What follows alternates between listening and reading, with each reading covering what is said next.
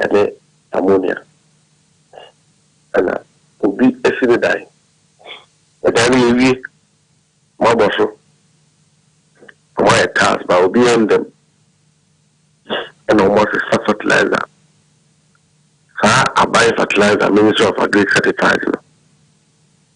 Over. I was young for what TV no so I'm no. Over 10,000 bags. Yeah, washroom, fertilizer, kitchen, fertilizer, bedrooms, fertilizer, corridor. Just a woman who do storage build the Ramanako so. And it be a tree. And I'm there. The boy Kumasia, the regional executives, the car who do more. Your coach, Yaman. And one why a pair car, they will do and never know their warehouse or police food in home. Now, you're born by and to say 7 December no ever back. We are going to sweet. I wept. Said it, me a brand here, me here, I'm your son. See, a castle will be a comfort. Yes, I'm so busy the panel. When here, Ade we are no answer when here. When so we think we will be by there. There is only be our baby and we are. The way a pony a wickedness. Ashanti regional MPP appointees. Now, me pacho, Bande, what identify the Pacrono?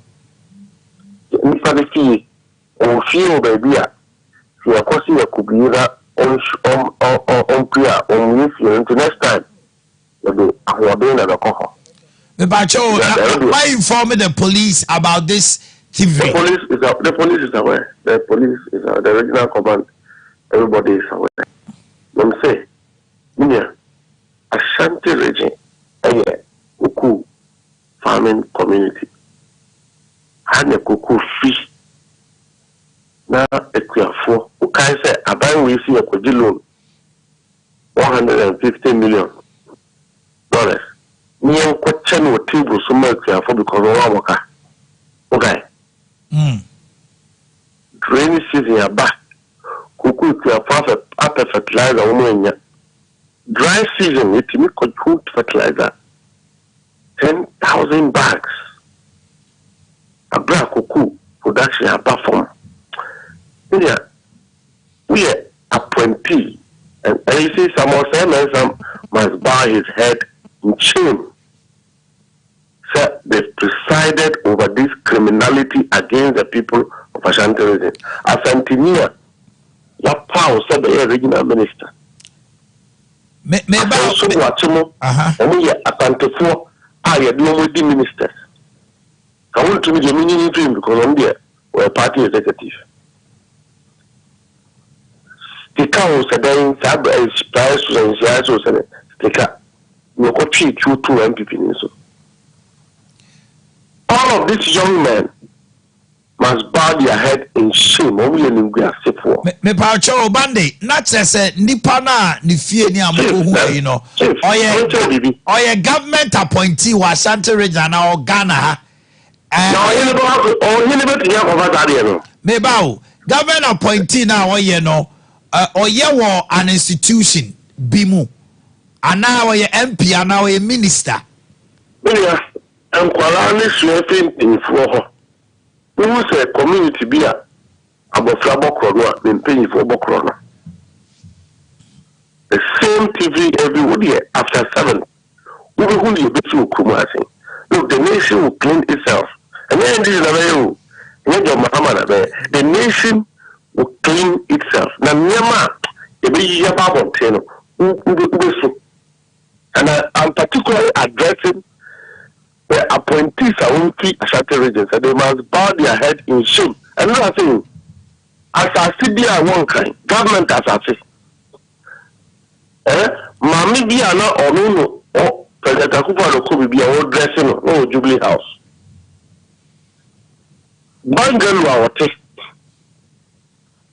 As I so watching in Asa, my invisible forces, you kept a Prince Buma. wa so kokudu ma go fi ama me ndeso tifi mo enti public servants anti me and government assassin invisible forces etimi kofa and they have done that all across Asante region hatin abaye say what to ni na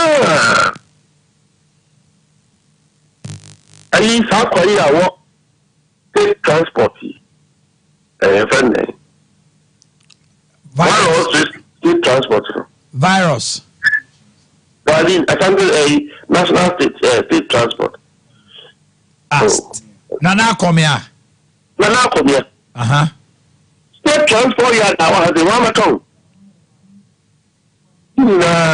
Julia Momano. Yeah, they must bow their head in shame. Cuckoo clear for a pet, a plaza. Nancy, we are a cuckoo board CEO, so cuckoo board a boca. And a clear phone cover Uncle Billy. And go to cuckoo here. Ejibino Kasas Siano, police has taken over the place, Anna. Yes. We have done that. Okay. So the police for. All right. The police need be only no questions and same way. So yellow you are the okay. You ready because look, I do in your NDC and your MPP. Mamofua Ombedi Enimno. That is the way I come for. Thieves, they are criminals. All right, Mustafa, we must go after all of them. We must go after all of them and clean this country. We must go after all of them to save our generation. Thank you very much, Mustafa Bande. And I'm to say, Kasa no pay no. See, Oma uncover this.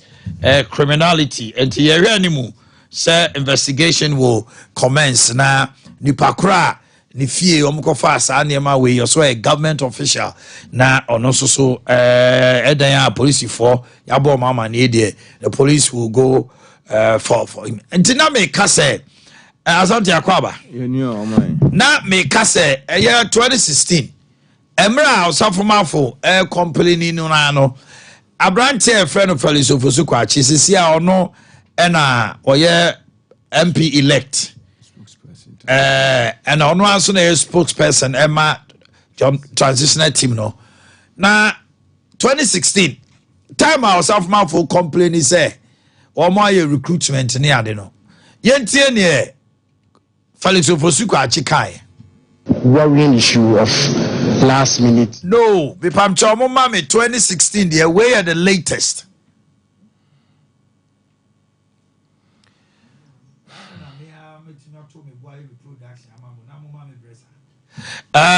Yaw, Mami will comment on Mustafa Bande Asemi. To some extent, it is not too clear for me. Probably maybe because they've not commenced thorough investigation to know so be revealed. But what my hint to say a government official or what access to fertilizer. I was saying come go chama kuyafona or no the woman is our we are 10,000 bags worth over $120 million. Hey, this person $120 million. Yeah, when you $2 million, $1 million. If we're talking about $120 million, our Ghana ha. Worth of fertilizers. Aye. Now you say Nipano, I was about this time. Yabon to Yakuno. Hey, and I mantin ye. Manti 120 no. Yes, I know kind. Yes. I say worth about $120 million. Or the aqua. Hey, they are 70. If you know why dear. I don't know how we know to hey. I know the agree. At least come more boy bia. Normally, soccer by. Normally, if you dear, I want to say, ubusebusa around cra. Omoba catch yourself, penny. Catch yourself, penny. Asume sini. I not yet. Or Buffy Honor. Maybe I would say, I will be yes. So, much which you fear, brow crying away. Oh, yes. You be cool, Ghana for your crew must say the idea about away mu no o me pass me sifie o enesi wo no o fa ha kwan ne da sei osi na ye kwa eso ni o wa gene number na friend hey ewurade obe sa papa de sisi a me yakun sisi na dwene kura onwene enko se na nipa wo firi hia wo no beje asomasi number ne de ade so sa papa ye ne de wo Ghana fo mu pa so hu the list ebia komu busebusa around Sokoban area honom se efie no ebia hwan na emra omusie no na oba honom normally kura ya na unso ya omofa laborers no ye around May ne emranti wo mo area hono a omo be konsuo yes emanu ombenu aduane ne ade nti normally oso kwa wotepo omo so nto be hu se asomasi na fie ne de nti at least enko mu busebusa ya keno so ebebo akota me de ha me wo ade we mu se yese yakwako hu we aban ne ma bi wa ha aban japade bi si ha aban ne ma wa ha sei obi ahodo ne sa ne ma no sa konta in 2016-2017 yehunu bi emra NPP ne abronye enne Bono regional chairman of MPP decided say nipa bi area aban Land Cruisers and ombeko after sa nkrofo no akwajeje ka so be ka sa de we chi na adompo John Dumelo bre wo ho pa ne ka bia no team yes o de akwakosi fita bi mu ye twitwa ye ko spray ni ade meanwhile na a young man no eja ne mfifiri na ode akwakoto eja nadia wo team me de that is my only fear say bia na ye go after yi na ye be komu no na bia ye private businessman bia eja wo sam ne mfifire na waye na djuma na bia wa kwai na japade bi so probably it might be too early to jump the gun na mistakenly ye feel say okohwe se ne bia ade ne ctn bia se ne ctn no a chinchirinchina bia eye abandia me that's my only fear say 2016 2017 so they should tread cautiously so we bia ubusebusa mu ani ade a enka enchira me busa se enka list ko ubusebusa around kakra any ade a ebeboa so sa ye we ahodu we de car kwakosi ha we de wan we bedu baby no private businessman bi oda ne Land Cruiser mu ekọ adwuma bon se boys ayere ne say chinchirinchina car no Land Cruiser ne ye suspect say ya bandia ye ba beje na ebia nipa bonifuo bia omo soso na mo ba bi de omo ho akwajimu bi na nipa no soso no ohe 1 2 3 a ono so be decide say ja ono so protecting no self defense ni ade na ade na ba beje nsem nti mesre se sidi na Mustafa Bandi e ka say by 7th January hono mo ekwa President John Dramani Mahama esoya what take full control over the country no wo mo ewo access to BBA national security police CID nom any ade investigations are omo epeso mo ye bia no they can assess them ena akota yetia say so no eba aban cars ya aban cars no normally no eya na ewo serial numbers bi chassis number no e different cra aban cars na omo so no okona security a omo oni nyina chassis number say car no say ayeda da kra no a ene ye release dia ma obi a omo ewo history of saka no e de esi hono nti mesre se beye na nkoye se bia private person bia wa bone bra na wa kwai na japade bi no be kai so mo chi na nado ka amekai omo chi na nado ka bia na ye na nado danko akufu ado na ka na ye later immediately omo hu say so enya aban kai ono ane ka no mo sa de koi but those hitches will come denara suspicions are there and there you can't fault them say almost suspect say ABC cause but they also tread cautiously because if they quickly throw it into the fray say bibi ba hey we are I'm sure ya ebe we are siena entisa nipa no so be siwa aban no heavily yes na afema kwakọ obo aban na na sa obo aban ne ka because Ade Akye Yaw $20 million worth of fertilizer nipa ba ko awia de yaw say nye businessman bi ana obi a o dealing to fertilizer de a ehu na so enye sika kito o yaw o ya agric ministry hono mo isi wo sisi ya agric minister of the region be mu eastern region ne deputies no Ashanti. Ogunde. If you Ashanti region. And deputy says for me too, say there's another person. And I know Ogunde. Fertilizers. Bibi say there. Well, some the police, the regional police command, police be almost some investigations. No, mass some the police be. Okay. If you any dia any politician cry bia or you involved in the all right. Yeah, yentie Felix Ofosu-Kwakye 2016. Yentie. The here say a family kwanso. Say about yeto abawia. And no interest Omanhene Yaw or was no na oja Omanhene ye. Dan amra no ema emre potia aban bi emra odi na konwa so no ebe wiye. Na efi bra obebe konwa so ekopem bra wana mo bebe wiye no. Wo ho kwan se dwumadie biara Ghana amra ma ho kwan se obedi no udi. Ene ese bi ahomache a Ade Akye a ye be swai Omanhene foforo no amanatine ko nwa no so mpo no wutumi edi dwuma e de boa oman no de hia ne se e famra kwan so ne se okay enti ebi mo so oman nye Felix Ofosu-Kwakye nsema o kan ne ho na ayete se ni sa aban ye adwuma bo be ka me to manim so safman for say omo baaye no obi bia before 7 December na ye mfa wo na ya fo adwuma o be yiwadi. Did they do it? Yes, a bit more higher tablet on appointment. Okay. Anna, Umkobusa Felix Ofosu-Kwakye, and was you. Abino, or your Juma Kopim says January. It is why appointment are, and the Kwanswano. And they Felix Ofosu-Kwakye, communication in charge of transitional team. No, also, why you worried, pa say, Abino, late recruitment. My intino.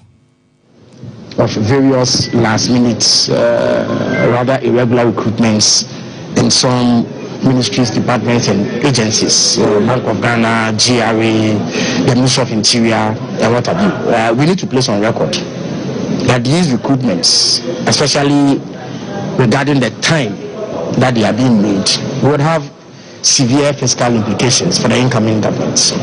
For instance, we have picked up information, indeed we've seen documentation relating to efforts to pay over 240 million Ghana cedis to an entity that is supposed to have done some business with the electricity company of Ghana.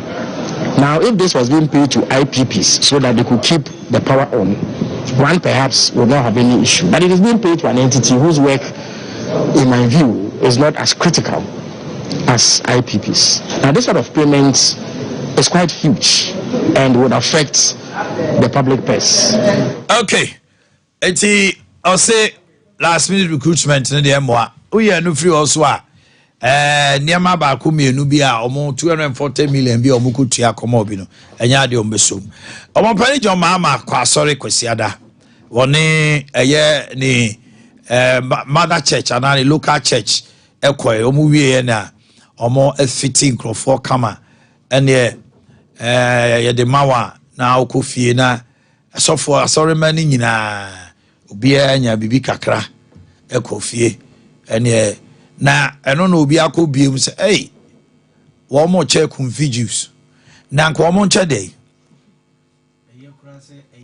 many ajipa mi hu ye somebody was going to spite the former president say or say omunsi MDs MPP phone see factory now so why name him say confuse and come and penny your mama be kwa use series yes when you series other foreign yi when you so confuse yes a Chelsea person Chelsea is Ghanaian share nipa near 1,000 market and omo ba sorry a confuse omo konom no fie no ono we are he said drink here there next time Uncle Toby why do you do propaganda sana komo koye Akufo-Addo Kalipo amfa me ne o mampani ankasisi anka confuse no ba benum bi kura come over benum bi ama Ghana for yes the goodwill no one yes wow. This year he has a goodwill I know probably when he comes, you order say all government institutions program be on baby for refreshment. No, because why do you make it look say you said we have not built any? It is a where now you are sharing a coffee juice. So, or can some be my Asante so embremuna Yakoba yetimi some more kind. My entie the Okawa pulpit no so. Actually, Ghana 42 and the appointees. Any near person, yentie no. Thanks to the Almighty God for a peaceful and successful election. Anytime we're about to have elections, people have anxiety that the elections might end in violence or in unpleasantness. But always God comes through for us, and He makes us go through it successfully and peacefully. I cried unto God and brought my supplications to the Almighty, and He responded with bounty. And so, just as our colleagues in the MPP might be feeling very pained by their loss, it should serve as a lesson to those of us coming into government that the same stick that Techi has been beaten with, but when people are deserving it for back.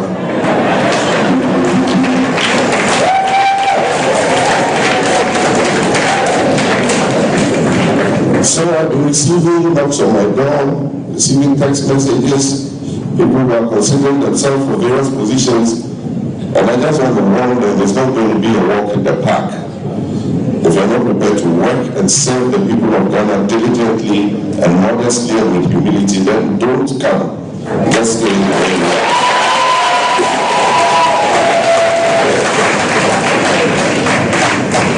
My political journey has been a divine one, and I believe that it's God who has guided my step each way until now, from being a member of parliament to being a deputy minister to being a minister, to being a vice president, to being a president. At each step I have doubted whether there was a path that I wanted to carry on. But God has gently continued to push me and showed me in the direction that He wants me to go. Okay, as I tell Baba Mitio Kakra na fe yemfa malom go no ntoaso.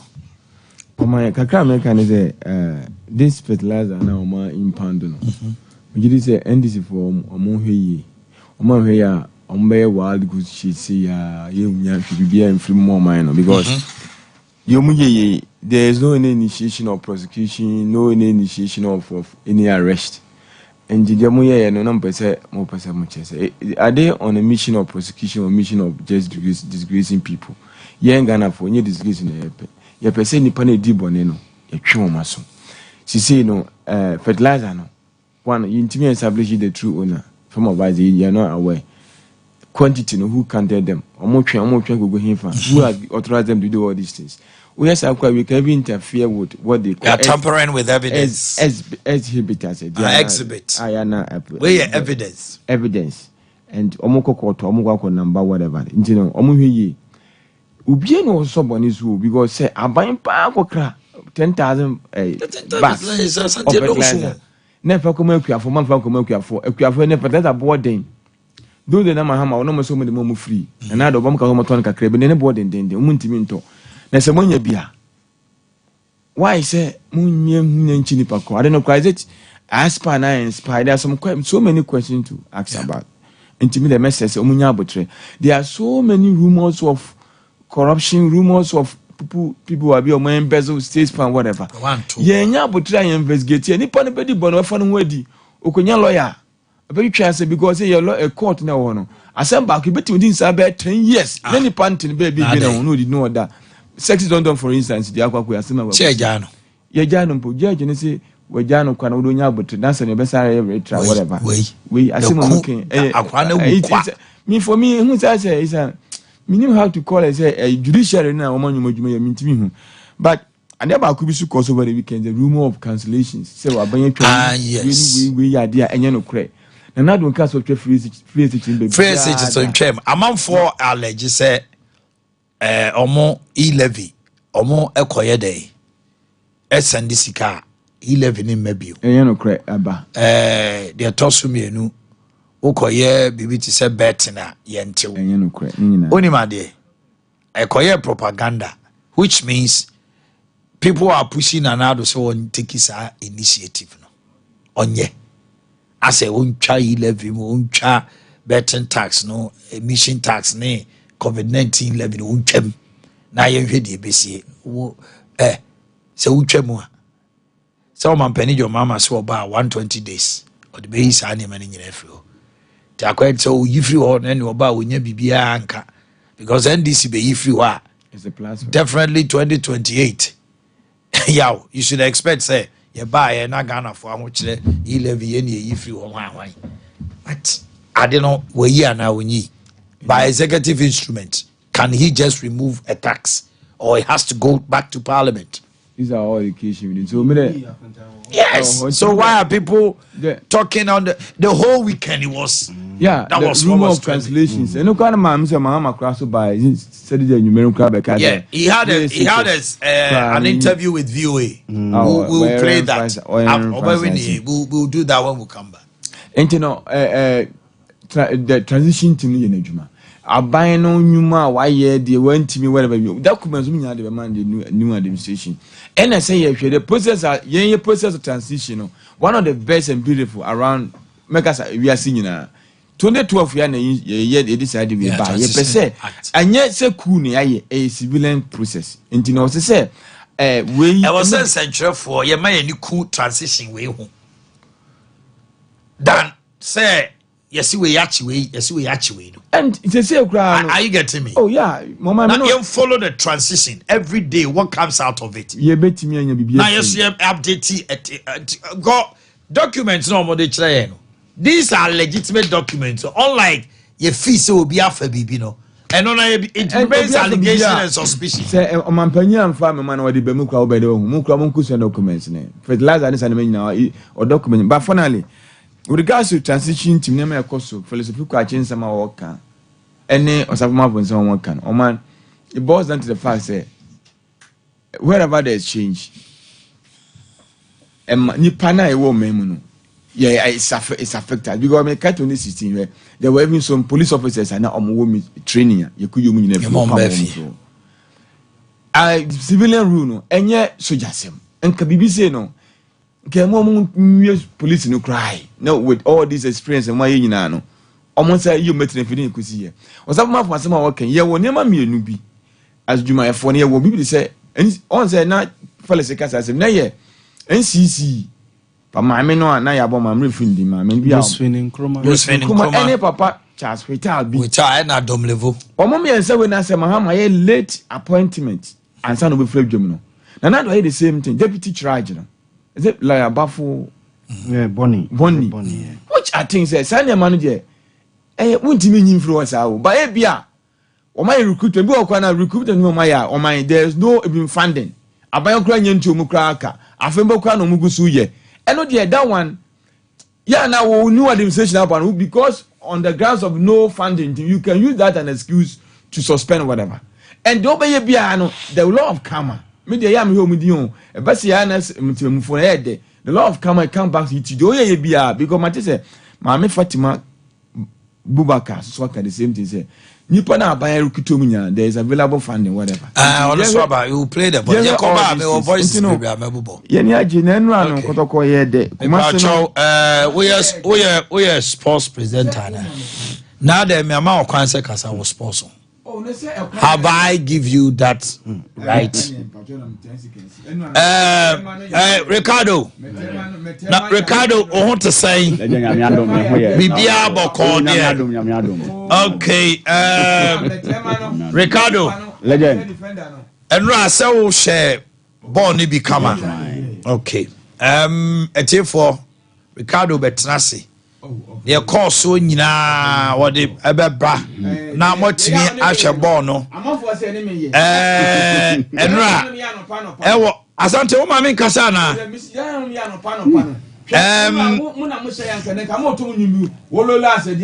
ye betu wele enra obia tim say abetamu ahye malam go it's accepted Wala musu shabye. Abrante no Asha Malam go. It's accepted. Yeah, nti Kumasi. Any abe oye kwasi apa. Sa defender no. Boy, there's a bant my boy. Yeah, fucking defender no. Yes, we bant my boy. Fancha me say me use West yo. Many ba me so. Many ba me so ya asome ni say me come say me tie for mo Fancha. And also United. How can you do this? How can you do this? One player, how can you do this? The ball, you had access to the ball. Back pass. Ghana Escobar. Pressure be any so. Who lead? God, Enya ball no chene. God, na keeper no wa do obeche ball. Game ne bura ni 3 months. 2 minutes oh. Yeah, 2 minutes. Sata when you are naming as man of the match. Yes. That player no. Announce. Announce. CSB. When no CSB no. No, announce no Kepler announce say. Defender no. One man of the match. Man of the match. Ejesi omsa de man no. The man kotoko player no. Abetamwa. Because before this mistake. No, yes, what bobo papa. But all bobo ni na me catch say. Oh my. He's one person o bobo na afia say trimuda ba. Trimuda ne ba ya. No boy dey ko peja o nice say. No na di go dey buy no. So we say di go dey buy. Why say your skunde no. Ai obo na say. Eno Barcelona so here. And no am say weekend the legend we think kakra sporting wise. Enra Barcelona 2 consecutive home games. Unim teams have say Las Palmas. Enra Leganes for be say. Leganes have say home onya we. Money general for na ball. Girona dey see akoshe wo. Okay. Yakobo mo be so be training. Yen team ahama mo bi na me jeja me chiche. Na me chiche ball. O chiche ball ma. Players in the ball. Alo pa branch be so jiji mi. O se sibe. Eno bi e boni dino.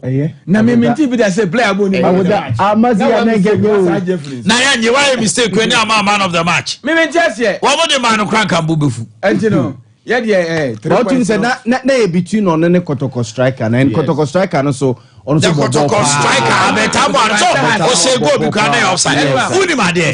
What happened was the Kotoko striker was following the guy knowing say guy will otaye mistake. Yes. Because said there no Odinachi ni dey osi corner. Odinachi a ne koya. Baby say ya be the co-CEO. A Black Wednesday. House of folk ba krom ha na ye almost say omo ye kwadi omo say agi league na obi kotoko player bi ko board and go isi na tifa so adwa Martin ko bo say but we go to nice higher day your keeper is coming no che the keeper came so you don't go there shield u jira say any uratinya me o sense be Enran. Bono osusu. Enran yenya penalties menu pa yenya penalties 2. Osusu ama. Clear penalties pa exactly. Referee amos assemblyman wanya de kra. Referee no assemblyman. We assemblyman. Let's get ready.